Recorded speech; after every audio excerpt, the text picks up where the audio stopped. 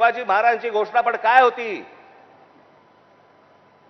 हे हिंदवी स्वराज्य व्हावे ही नव्हती, हे हिंदवी स्वराज्य व्हावे ही होती. या हिंद प्रांतावरती आमची सत्ता असावी. हा संपूर्ण हिंद प्रांत आमच्या हातामध्ये असावा. बाहेरच्यांनी येऊन आमच्यावरती इथे सरकार स्थापन नाही करायची. आम्ही कोणी गुलाम नाही आहोत. या प्रांतावरतीचा अधिकार कोणाचा असेल तो आमचा आहे.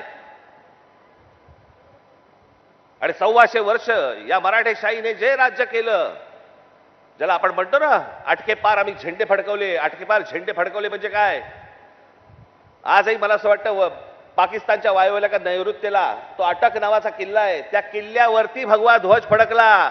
ते अटक किल्ला, तो अटकेपार झेंडे फडकवले आम्ही. तिथपर्यंत पोहोचले होते मराठे. तो महाराष्ट्र हतबल आहे. तो महाराष्ट्र यांच्या समोर हात पसरतोय. आम्ही भिका मागायच्या आम्हाला न्याय द्या म्हणून. तुम्ही या महाराष्ट्राचे राजे, तुम्ही या महाराष्ट्राचे मालक.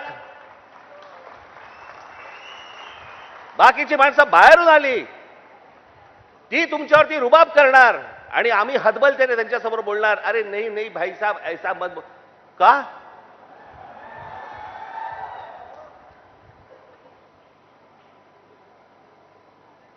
स्वतःहून काही करायची आपल्याला गरज नाहीये. पण जर अशा प्रकारे माज घेऊन जर समजा कोणी अंगावरती आला, ठेचायचा म्हणजे ठेचायचाच.